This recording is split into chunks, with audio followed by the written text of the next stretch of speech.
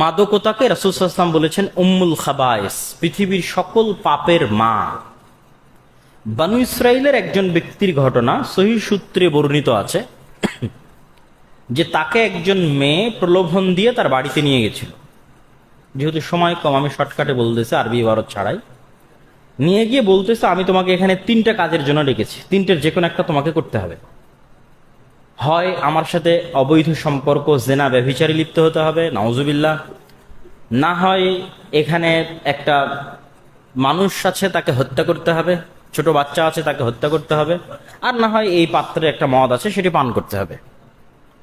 তখন ওই ব্যক্তি ভাবলো, এই 3টার মধ্যে সবচেয়ে সহজ এবং আমি নিজে বেঁচে থাকতে পারবো মদ।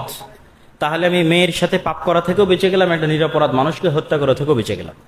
এবং তখন সে মদের পেয়ালাটা গ্রহণ করলো এবং পান করলো, এবং মদের পেয়ালা পান করার পর তার হিতাহিত জ্ঞান হারিয়ে ফেললো। সে ওই মেয়ের সাথে ব্যভিচারেও লিপ্ত হলো, ওই মানুষকে হত্যাও করলো। এই জন্য রাসূল সাল্লাল্লাহু আলাইহি ওয়াসাল্লাম বলেছেন, নেশা হচ্ছে উম্মুল খাবায়েস, সকল পাপের মা। আত্মহত্যা পর্যন্ত করে ফেলতে পারে মানুষ যদি সে নেশাগ্রস্ত হয়। আর এক হাদিসে রাসূলুল্লাহ সাল্লাল্লাহু আলাইহি ওয়াসাল্লাম বলেন যে মূর্তি পূজা করা আর নেশা করা একই জিনিস। মানে যে মূর্তি পূজা করে ও যেমন অ্যাডিক্টেড এবং সে যেমন একটা শিরকের মতো গুনাহে লিপ্ত, ঠিক যে সিগারেট ছাড়া থাকতে পারে না, বিড়ি ছাড়া থাকতে পারে না, মদ ছাড়া থাকতে পারে না, সে যেন ইবাদত করে বিড়ির, সে যেন ইবাদত করে সিগারেটের, সে যেন ইবাদত করে মদের। এরকম আরো অসংখ্য আয়াত এবং হাদিস মাদকতা সম্পর্কে তুলে ধরা যাবে। রাসূলুল্লাহ সাল্লাল্লাহু আলাইহি ওয়াসাল্লাম বলেছেন যে দুনিয়াতে মদ পান করবে, নেশাদার দ্রব্য পান করবে, পরকালে তাকে এটি থেকে বঞ্চিত রাখা হবে। সালাফে সালেহিন এই হাদিসের ব্যাখ্যায় লিখেছেন যে মদ পানকারী ব্যক্তি যদি তওবাও করে, কেউ কেউ লিখেছেন, এটাতে দ্বিমত আছে, আমি এমনি বোঝানোর জন্য বলতেছি, মদ পানকারী ব্যক্তি যদি তওবাও করে তবুও পরকালে জান্নাতে তাকে জান্নাতের যে শরাব আছে সেটি পান থেকে বিরত রাখা হবে, নিয়ামত থেকে বঞ্চিত রাখা হবে। আর যদি তওবা না করে তাহলে তার জায়গা তো জাহান্নাম।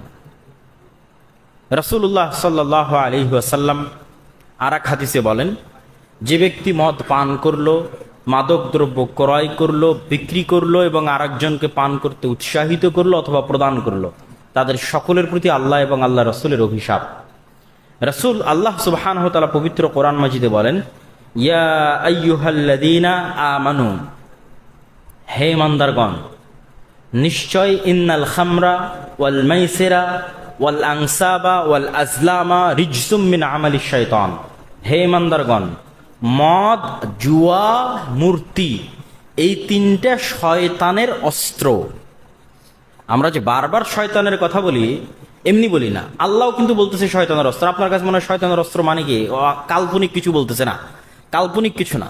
মদ শয়তানের অস্ত্র, জুয়া শয়তানের অস্ত্র, মূর্তি শয়তানের অস্ত্র।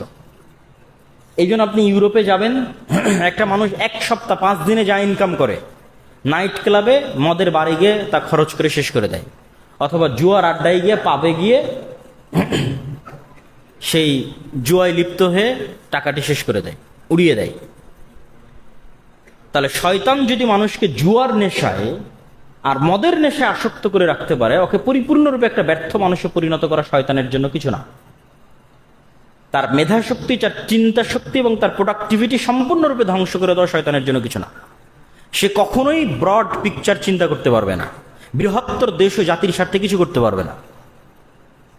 তার চিন্তা ওই পর্যন্তই সীমাবদ্ধ। টাকা উপার্জন করবে, মদ খাবে, জুয়া খেলবে, টাকা উপার্জন করবে, মদ খাবে, জুয়া খেলবে, ওই সার্কেলের মধ্যে ঘুরপাক খেতে খেতে দুনিয়া থেকে বিদায় নেবে, অথবা আত্মহত্যা করে দুনিয়া থেকে বিদায় নেবে। সে কখনই ব্রড পিকচারে নিজের জন্য কিছু করবে, সন্তানের জন্য কিছু করবে, পরিবারের জন্য কিছু করবে, দেশের জন্য কিছু করবে, এই চিন্তা আসতেই পারে না। এবং শয়তান এটাই চায়। এই জন্য আল্লাহ কোরআনে বলেছে মদ এবং জুয়া শয়তানের অস্ত্র। আজকে দেখবেন আমাদের অনলাইনে যুবকেরা জুয়ায় আসক্ত।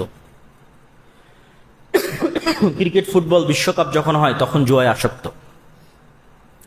আমি এমনি ইহুদিদের সাথে বা ইহুদিদের কথা তুলে ধরি না, এমনিতেই তুলে ধরি না, ইউরোপ সফর করার পরেই তুলে ধরি, তাদেরকে দেখার পরেই তুলে ধরি যে তারা, ইহুদিরা তাদের সন্তান সন্ততিদের কিভাবে মানুষ করে। রেস্ট্রিক্টেড তাদের লাইফ কতটা, অবৈধ সম্পর্ক, মদ, জুয়া ইত্যাদি থেকে কতটা তারা তাদের সন্তান সন্ততিকে দূরে রাখার চেষ্টা করে। তারপরে স্মার্টফোন, এগুলোর নেশা, 18 বছর বয়স হওয়ার আগ পর্যন্ত শুধু গণিত চর্চা করো, বিজ্ঞান চর্চা করো, জ্ঞানী হও, সায়েন্টিস্ট হও, পৃথিবী শাসন করো। জ্ঞানী হলে পৃথিবী শাসন করা যায়। আর ইহুদিদের সবচেয়ে খারাপ দিক হচ্ছে তারা অন্যের কল্যাণ চায় না। আর মুসলমানদের সবচেয়ে ভালো দিক হচ্ছে মুসলমানেরা অন্যের কল্যাণ চায়। মুসলমানদের কাছে যখন জ্ঞান বিজ্ঞান ছিল, মুসলমানেরা কোনোদিন চেষ্টা করেনি আরেকটা উম্মত বা প্রজন্ম খারাপ হোক। মুসলমানেরা চেয়েছে আমাদের জ্ঞান সবাই নিয়ে যাক, সবাই ভালো হোক, সবাই শিখুক। আপনি ইসলামের ইতিহাসে কখনোই পাবেন না বাগদাদে বা কর্ডোবাতে জ্ঞান শিখতে যাওয়ার জন্য কোনো ছাত্রের কাছে টাকা চার্জ করা হয়েছে। ইউরোপ থেকে কেউ আসছে, তার কাছে টাকা চাওয়া হয়েছে, নন মুসলিম হওয়ার কারণে তাকে জ্ঞান দেওয়া হয়নি, এরকম কখনো পাবেন। কেন? মুসলমানেরা পৃথিবীর কল্যাণ চায়। কিন্তু ইহুদিদের সবচেয়ে খারাপ দিক হচ্ছে এরা শুধু নিজেরা ভালো হবে আর বাকিরা যেন খারাপ হয় তার জন্য ইনভেস্ট করবে। আজীব, নিজেরা 7টা 8টা 10টা করে বাচ্চা নিবে আর সারা পৃথিবীর মানুষ যেন 1টা 2টার বেশি বাচ্চা না নেয় এই জন্য ইনভেস্ট করবে। এইটা আপনি যখন ইহুদি ফ্যামিলি দেখবেন তখন বুঝতে পারবেন যে কিরে, আমরা তো আজীবন আমাদের বই পুস্তকে পড়ে আসলাম 1টি বা 2টির বেশি বাচ্চা নেওয়া যাবে না, তো ইহুদিদের কাছে দিকে 7টা 8টার করে বাচ্চা এক একজনের, কি ঘটনা? আমার কথা বিশ্বাস না হলে আপনি যে কোনো আমেরিকা ইউরোপে বসবাসরত প্রবাসীকে জিজ্ঞেস করে খোঁজ নেবেন তার নিকটবর্তী কোনো ইহুদি ফ্যামিলির কয়টা বাচ্চা এখান থেকে উঠে গিয়ে, তখন আপনার মাথা ঘুরবে। ওরা নিজেরা কখনো নিজেদের মধ্যে সুদের লেনদেন করবে না। আজীব, ওরা পরস্পরে কর্জে হাসানা দিবে, মানে এক ইহুদি আর এক ইহুদিকে কর্জে হাসানা দিবে। কিন্তু সারা পৃথিবীর মানুষ যেন সুদ খায় তার জন্য সকল মেকানিজম ওরা করবে। এটাই হলো এদের সবচেয়ে খারাপ দিক, নিকৃষ্ট দিক। আমরা মুসলমানের হলে কি করতাম? আমরাও সুদ খেতাম না, দুনিয়ার মানুষের যেন অর্থনৈতিকভাবে স্বাধীন থাকে তার চেষ্টা করতাম। কিন্তু তাদের কথা হচ্ছে আমরা পরস্পরে সুদ খাবো না, কিন্তু সারা পৃথিবীর মানুষ যেন অর্থনৈতিক গোলাম হয়, এই জন্য সারা পৃথিবীতে সুদ ছড়িয়ে দাও। সুদের এমন ইকোসিস্টেম তৈরি করো যেন সুদ থেকে কেউ বেরিয়ে না হতে পারে। এই জন্য আপনি ইউরোপ আমেরিকায় গিয়ে সকল মানবাধিকার পাবেন, আইনের শাসন পাবেন, সকল সুযোগ সুবিধা পাবেন, কিন্তু আপনি সুদ মুক্ত জীবন যাপন করতে পারবেন না।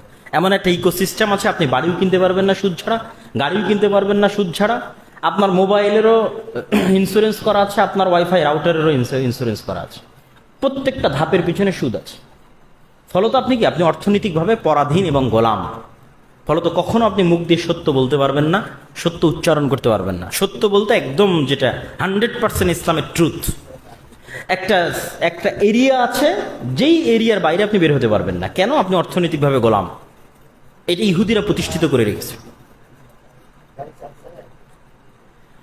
তো ওটি বিষয়, তারা তাদের সন্তান সন্ততিদেরকে বই দিবে, পড়াশোনা করাবে, বিজ্ঞান শিখাবে, আর সারা পৃথিবীর মানুষ যেন ক্রিকেট, ফুটবল, মদ, জুয়া ইত্যাদিতে ব্যস্ত থাকে, তার পিছনেও ইনভেস্ট করবে।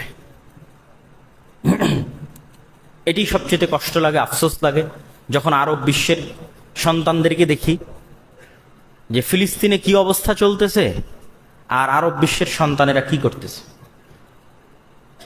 ফিলিস্তিনের অবস্থা একদিকে, আবার দেখবেন আরব বিশ্বের সন্তানেরা দেখবেন ফুটবল নিয়ে ব্যস্ত। তারা যে জ্ঞান বিজ্ঞানে অর্জন করবে, বড় হবে কিছু, এটা তাদের মাথায় নাই। ঠিক তার বিপরীতে যখন ইহুদিদের দেখবেন তাদের একটাই টার্গেট, পড়াশোনা করো, বড় হোক। আর আমরাও যারা এখানে পড়তে আসছি, আমরা যদি এরকম মাদকতার মধ্যে, জুয়ার মধ্যে, অবৈধ সম্পর্কের মধ্যে ব্যস্ত থাকি, আমাদের প্রোডাক্টিভিটি কমবে। এবং আমরা কখনোই এই হাজী দানেশ বিজ্ঞান ও প্রযুক্তি বিশ্ববিদ্যালয় বিশ্বের আরেকটা বিশ্ববিদ্যালয়কে টেক্কা দিতে পারবে না। জ্ঞানে এবং বিজ্ঞানে টেক্কা দিতে হলে অবশ্যই পড়া লাগবে, জ্ঞান অর্জন করতে হবে, মাদকতা, অবৈধ সম্পর্ক, নেশা, জুয়া এগুলো থেকে বিরত থাকতে হবে। আপনি ইংল্যান্ডে গেলে দেখবেন, ট্রেনে উঠলেও দেখবেন তারা বই পড়ে, বাসে উঠলেও দেখবেন বই পড়ে, বিমানে উঠলেও দেখবেন বই পড়ে। আর আমাদের এখানে বই পড়ার কালচার দেখবেন না। ইংল্যান্ডের কোনো ইউনিভার্সিটিতে যদি 10 জন ছেলে এবং মেয়ে একসাথেও বসে থাকে, তবুও ওখানে গ্রুপ স্টাডি হচ্ছে। 90% সম্ভাবনা গ্রুপ স্টাডি হচ্ছে। আর আপনার হাজী দানেশে যদি কোথাও ছেলে মেয়ে একসাথে বসে থাকে, তাহলে সেখানে প্রেম আলাপ হচ্ছে। যদিও তাদের গ্রুপ স্টাডির লক্ষ্য এবং উদ্দেশ্য ভিন্ন, ঠিক আছে, কেননা কি লক্ষ্য তো সেটা বলি, তাদের লাইফ স্টাইলটা এমন যান্ত্রিক যে সে কাজ না করলে খেতে পাবে না। আর কাজ করতে হলে তাকে শিখতে হবে, মানে বেঁচে থাকতে হলে, টিকে থাকতে হলে শিখতে হবে। আর আমাদের দেশ ধরো অলসতার, রবীন্দ্রনাথ ঠাকুরও তো লিখে গেছে যে বাঙালিরা অলস। ফলত এখানে কাজ না করলেও খাওয়ার ব্যবস্থা আছে, বা কোনো না কোনোভাবে জীবন পার হয়ে যায়। রাজনীতি করলেও খাওয়ার ব্যবস্থা হয়, কোনো জ্ঞান অর্জন না থাকলেও এমপি মন্ত্রী হওয়া যায়, আর অসংখ্য ব্যবস্থাপনা আছে। কিন্তু ওখানে সে কিন্তু দিনের খাতিরে করতেছে এটা না, ও না শিখলে, না পড়লে ওর না খেয়ে মারা যেতে হবে। বেঁচে থাকতে হলে শিখতে হবে, পড়তে হবে, আর একজনের গায়ের উপর লাফ দিয়ে প্রতিযোগিতা করে টিকে থাকতে হবে। এইটা যারা প্রবাসে গেছে তারা আরো ভালো বোঝে। দেশে কোনোদিন কাজ করেনি, কিন্তু ঠিকই প্রবাসে গিয়ে 16 ঘন্টা কাজ করে, কেন ও জানে এখানে 16 ঘন্টা কাজ না করলে খেতে পাবে না। এটা হচ্ছে বাস্তবতা, নিষ্ঠুর বাস্তবতা। এই জন্য বাহিরের বিশ্ববিদ্যালয়গুলোতে যদি ছেলে মেয়ে একসাথে বসে আছে, তাহলে গ্রুপ স্টাডি করতেছে। তো আমাদেরকে জ্ঞানকে গুরুত্ব দিতে হবে, স্টাডিকে গুরুত্ব দিতে হবে। এবং আমি যেটি তুলে ধরতে চাচ্ছিলাম যে দুটি বিষয়ে, মাদকতা এবং নেশা আর অবৈধ সম্পর্ক। অবৈধ সম্পর্কটা কিসের সাথে সম্পৃক্ত? পরিবারের সাথে সম্পৃক্ত। ইসলামের দুর্গ হচ্ছে পরিবার। পরিবার নাই, ইসলাম নাই, পৃথিবী নাই।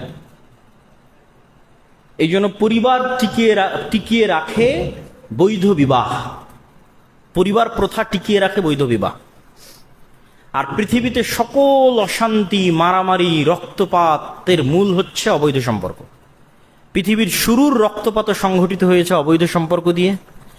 আজ পর্যন্ত পৃথিবীতে ইন্ডিভিজুয়ালি যত ফিতনা ফাসাদ আছে, যত হত্যা, আহত, নিহত, প্রত্যেকটার সাথে পরকীয়া আছে, অবৈধ সম্পর্ক আছে।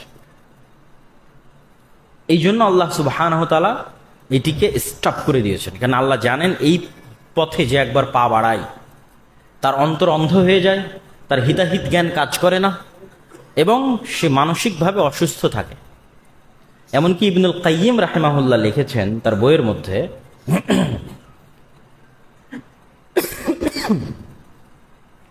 যে মানুষ আল্লাহ সুবহানাহু ওয়া তাআলাকে পরিপূর্ণ ভালোবাসতে পারবে না, রাসূল সাল্লাল্লাহু আলাইহি ওয়াসাল্লামকে পরিপূর্ণ ভালোবাসতে পারবে না, যার অন্তরে আর তৃতীয় কোনো ব্যক্তি বা বস্তুর ভালোবাসা জায়গা করে আছে। পরিপূর্ণ ভালোবাসতে পারবে না আল্লাহ এবং আল্লাহ রাসূলকে। যে অর্থের মোহে পাগল, ক্ষমতার মোহে পাগল, অথবা নারীর মোহে পাগল, ও আল্লাহ এবং আল্লাহ রাসূলকে ভালোবাসতে পারবে না, অনুসরণ করতে পারবে না, গুরুত্ব দিতে পারবে না। এই জন্য ইবনুল কাইয়িম বলেছেন, আগে অন্তরকে এই ধরনের যে রোগ ব্যাধিগুলো আছে, এই সমস্ত ভালোবাসা থেকে মুক্ত রাখতে হবে। তাহলে অন্তর পরিষ্কার থাকবে, স্বচ্ছ থাকবে, ওই অন্তরে আল্লাহ এবং আল্লাহ রসুলের ভালোবাসা জায়গা করে নেবে। আর এই জন্যই আল্লাহ সুবহানাহু ওয়া তাআলা বলেছেন, লা তাকরাবুজ জিনা, অবৈধ সম্পর্ক করিও না, এটি বলেননি, তার নিকটবর্তীও হয়েও না।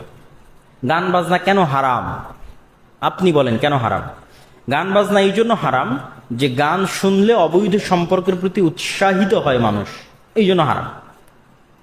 প্রত্যেক যে রাস্তা শিরকের দিকে যায় তা হারাম, প্রত্যেক যে রাস্তা অবৈধ সম্পর্কের দিকে যায় তা হারাম। ছবি মূর্তি কেন হারাম? লজিক কি? লজিক একটাই, আজকে যদি আমি ছবি মূর্তি তৈরি করি, কালকে এখান থেকে শিরকের উত্থান হবে। কবর কেন উঁচু করা যাবে না? কবর কেন পাকা করা যাবে না? লজিক কি? লজিক একটাই, আজকে কবর পাকা হলে, আজকে কবর উঁচু হলে, কালকে এখানে কবরের ইবাদত হবে, শিরক শুরু হবে। তাহলে প্রত্যেক যে রাস্তা শিরকের দিকে যায়, ওর থেকে 100 কিলোমিটার 500 কিলোমিটার দূরে থাকো। ঠিক প্রত্যেক যে রাস্তা অবৈধ সম্পর্কের দিকে যায়, তার থেকে 500-1000 কিলোমিটার দূরে থাকো। এই জন্য গান শুনিও না, এই জন্য অশ্লীল দৃশ্য দেখিও না, এই জন্য চক্ষু নিচু রাখো, অসংখ্য বিধিবিধান দেওয়া আছে। এই জন্য মেয়েদের বলা আছে পর্দা করো, কেন এই প্রত্যেকটা রাস্তা অবৈধ সম্পর্কের দিকে উৎসাহিত করে। যদি সমাজে পর্দা না থাকে, এটি অবৈধ সম্পর্ককে প্রমোট করে। যদি সমাজে বিবাহ কঠিন হয়, তাহলে অবৈধ সম্পর্ককে প্রমোট করে। তাহলে প্রত্যেক যে রাস্তা ওই দিকে যাবে, সে রাস্তাগুলো হারাম। এই জন্য ইসলামে বাল্য বিবাহ বলে কিছু নাই। বাল্য প্রেম এবং বাল্য জেনা থাকতে পারে, কিন্তু বাল্য বিবাহ বলে কিছু নাই। বিবাহ সবসময় সুন্নাত। আর প্রত্যেক যে রাস্তা বিবাহকে কঠিন করে, সেই কঠিন রাস্তাই অবৈধ সম্পর্ককে প্রমোট করে। তো আমরা যদি আমাদের ব্যক্তি জীবন, পারিবারিক জীবন, রাষ্ট্রীয় জীবন শান্তি এবং ফিতনা ফাসাদ মুক্ত রাখতে চাই এবং শান্তি প্রিয় রাখতে চাই, এবং আমাদের অন্তরকে আল্লাহ সুবহানাহু ওয়া তাআলার ইবাদতের জন্য, আল্লাহ সুবহানাহু ওয়া তাআলার ভালোবাসার জন্য উন্মুক্ত রাখতে চাই, আমাদের ব্রেইনের প্রোডাক্টিভিটি বাড়াতে চাই, জাতি দেশ হিসেবে উন্নত হতে চাই, পৃথিবীতে সমাজে দেশে পরিবারের জন্য কোনো কন্ট্রিবিউশন করতে চাই, তাহলে এই যে অবক্ষয়ের যে মাত্রাগুলো আছে এগুলো থেকে আমাদের বের হয়ে আসতে হবে। আর এগুলো থেকে বের হয়ে আসার জন্য যে দুইটা কাজ দিয়েছি, এই দুইটা কাজ অনেক ইফেক্টিভ, অনেক কার্যকরী। আল্লাহ সম্পর্কে জানা, পরকালের প্রতি বিশ্বাস দৃঢ় করা, আল্লাহর প্রতি বিশ্বাস দৃঢ় করা। আর প্রত্যেকটা সমস্যার সমাধান সালাত।